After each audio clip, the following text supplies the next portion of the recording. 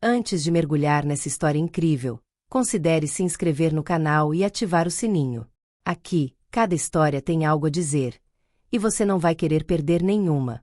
Dr. Elijah Carter, 39, deixou sua residência segura no bairro nobre de Georgetown, um bairro histórico em Washington, D.C., conhecido por suas antigas casas de tijolos, ruas de paralelepípedos arborizadas, boutiques elegantes e embaixadas tranquilas. Ele morava em um prédio discreto, mas luxuoso, protegido por um serviço de segurança particular. Não por vaidade. Como Prococo.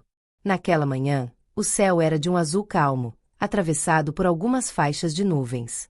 O ar era fresco, quase primaveril. Elijah, fiel a si mesmo, era discretamente elegante. Ele usava um terno cinza antracite feito sob medida, feito por um alfaiate afro-americano de Chicago, a quem ele apoiou por anos. Uma camisa branca impecável, uma gravata azul meia-noite, sapatos italianos perfeitamente engraxados. Óculos retangulares finos. Barba cuidadosamente aparada. Nada era ostentoso. Tudo foi afirmado.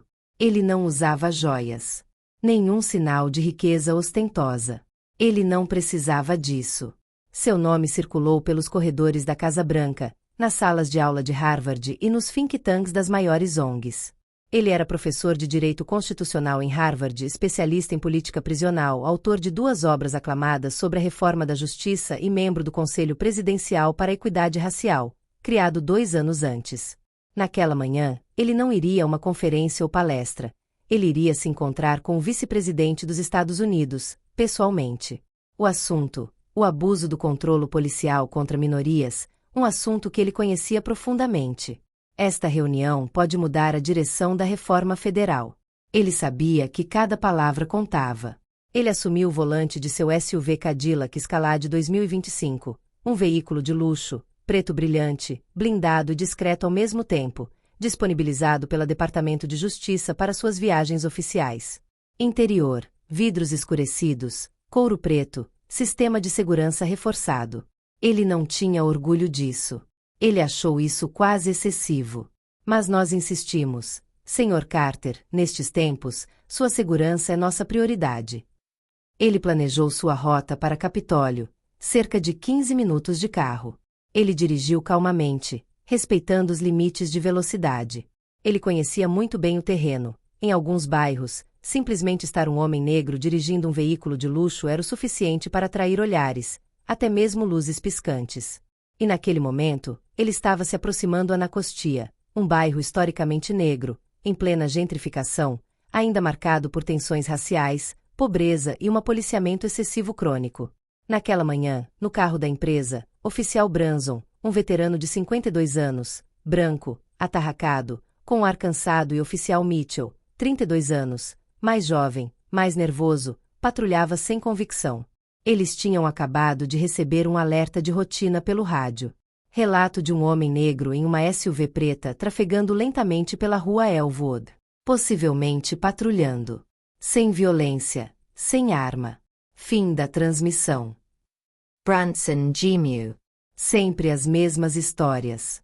Um cara rondando e é um alerta geral. Mas ele ainda olhou para a tela do painel. Quando viram o Escalade preto se virar na direção deles, ele sorriu friamente. Olha só, Mitchell. Muito brilho para pouco motivo.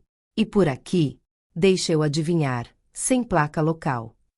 Você quer mesmo fazer isso? Pode não ser nada. Temos que verificar. É o nosso trabalho, certo? Seja útil, garoto. Ele acendeu luzes piscantes vermelhas e azuis. Elijah, surpreso, mas não em pânico, deu uma rápida olhada no espelho retrovisor. Ele estacionou calmamente no acostamento, nivelado com uma calçada ensolarada.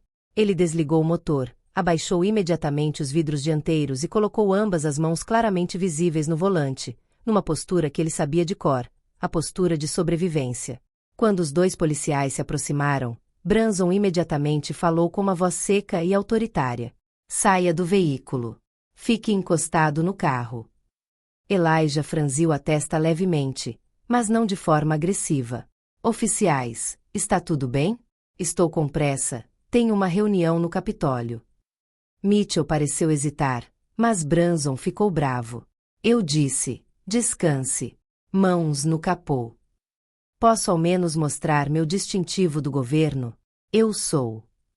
Mãos no veículo. Agora. Em menos de 5 segundos, Elijah foi retirado do veículo, pressionado contra o capô, algemado, brutalmente revistado. Sem palavras, sem verificação. Branson disse em voz baixa. Vamos ver se você está com tanta pressa, cara. Eles o forçaram a ajoelhe-se na calçada, sob o olhar atônito de alguns transeuntes. Uma senhora idosa parou, chocada. Um adolescente, Kenny James, 16 anos, tirou seu smartphone e começou a filmar. Cara, isso não é normal. O cara não está fazendo nada. Por que estão abandonando ele? Enquanto isso, na ala leste da Casa Branca, a agenda do vice-presidente estava marcada para os segundos. 10 minutos depois do horário marcado para a reunião, sua assessora de imprensa, Jessica Haynes, franziu a testa. Elijah Carter nunca se atrasaba. Nunca. Ela tentou ligar para ele. Uma vez.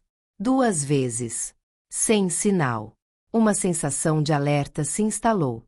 Ela ligou imediatamente para o assistente pessoal do Dr. Carter, que confirmou que ele realmente havia saído 1 hora antes, no SUV blindado fornecido pelo Departamento de Justiça.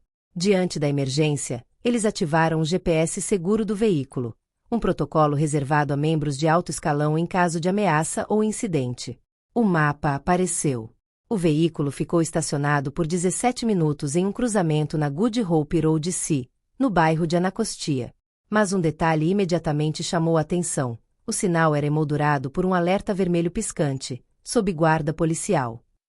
Em 5 minutos, um agente do serviço secreto, Marcus Hill, foi enviado ao local.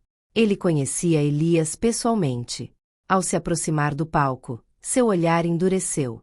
Ele viu o professor ainda algemado, ajoelhado no chão, com as palmas das mãos voltadas para o céu, como se tivesse sido pego em flagrante. 2 policiais brancos ainda vasculhavam o interior do veículo, ignorando os olhares dos transeuntes, incluindo um jovem que filmava discretamente com seu smartphone. Hill saiu do carro sem identificação, exibiu seu distintivo federal e foi direto na direção dos agentes. Soltem este homem imediatamente.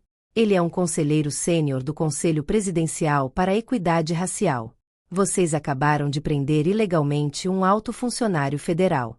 As palavras saíram como tapas. Branson empalideceu. Mitchell deixou cair a lanterna que estava segurando. Eles congelaram. É um mal-entendido. Recebemos uma ligação sobre atividade suspeita. Mitchell gaguejou, com a voz trêmula. Mas Elias não disse nada. Nenhuma palavra. Ele se levantou lentamente, esfregou os pulsos marcados pelas algemas, vestiu cuidadosamente o paletó e depois os óculos. Seu olhar encontrou o do adolescente que estava filmando. Eles trocaram um aceno silencioso. Então ele seguiu o agente do serviço secreto até o carro federal sem olhar para trás. Na mesma noite, o vídeo gravado pela jovem testemunha foi publicado online. Em menos de 2 horas, explodiu no TikTok, depois no Instagram e no X, antigo Twitter. Mostrava um homem calmo, digno e respeitoso sendo tratado como um criminoso só porque estava dirigindo um carro de luxo em um bairro da classe trabalhadora, enquanto estava a caminho de participar de uma reforma destinada a prevenir precisamente esse tipo de abuso. A hashtag #Elijah Carter viralizou. Em menos de 12 horas, atingiu 1 milhão de menções. Comentários surgiram de todos os lados: políticos, artistas, ativistas, cidadãos anônimos. Michelle Obama postou uma história. Quando um intelectual negro, um professor de Harvard, ainda tem que mostrar as cartas para sobreviver a uma abordagem policial, nós falhamos. LeBron James escreveu: é por isso que estamos lutando. É por isso que não vamos desistir. Justiça para todos os Elias. Ava DuVernay compartilhou o vídeo tweetando: este não é um incidente isolado. É um espelho. Mas foi o próprio presidente dos Estados Unidos quem colocou um ponto de exclamação neste dia dramático. Se o Dr. Elijah Carter pode ser humilhado publicamente enquanto assessora meu governo, imagine o que acontece com aqueles que ninguém conhece. Esta nação ainda tem um longo caminho a percorrer. O Departamento de Justiça anunciou a suspensão imediata dos 2 policiais na manhã seguinte. Uma investigação federal foi aberta sobre práticas discriminatórias em seu distrito. Quanto a Elijah Carter, ele voltou ao trabalho como se nada tivesse acontecido, mas algo havia mudado. Ele não era mais simplesmente um intelectual ou um conselheiro. Ele se tornou um símbolo. Uma verdade que a América não podia mais ignorar. Você gostaria que eu falasse mais sobre o impacto político e na mídia, ou o impacto pessoal sobre Elijah Carter? Poucos dias depois, Elijah concordou em falar numa cimeira da Casa Branca intitulada Reimaginando a Justiça Racial. Diante de uma sala lotada, ele se levantou, imponente em sua calma, e declarou: "Fui preso não porque fosse perigoso, mas porque, na mente de 2 homens, minha cor e meu carro não podiam coexistir. Sou doutor em Direito, professor em Harvard, consultor governamental. Mas naquele dia, nenhum diploma, nenhuma posição me protegeu da presunção de ser uma ameaça. Não estou falando por mim hoje. Falo pelas crianças negras que têm apenas os bolsos vazios e a pele como passaporte e que ainda são revistadas. Falo por aqueles que estão presos, abusados, apagados, porque ninguém está filmando.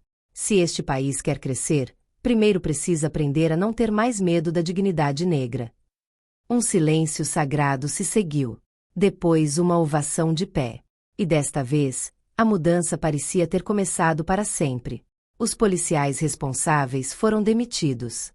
Uma lei, inspirada no caso Elijah Carter, foi aprovada 6 meses depois, impondo treinamento antirracista obrigatório em todas as academias de polícia e a instalação de sensores biométricos em veículos para evitar abusos. Mas Elias não buscou vingança. Ele continuou seu trabalho, ainda mais determinado, levando a voz do invisível aos mais altos cargos de poder. E nas ruas de depois de Cristo, o nome Carter tornou-se um símbolo para muitos, o de um homem negro humilhado, mas de pé, respeitado e não apesar de sua cor, mas com ela.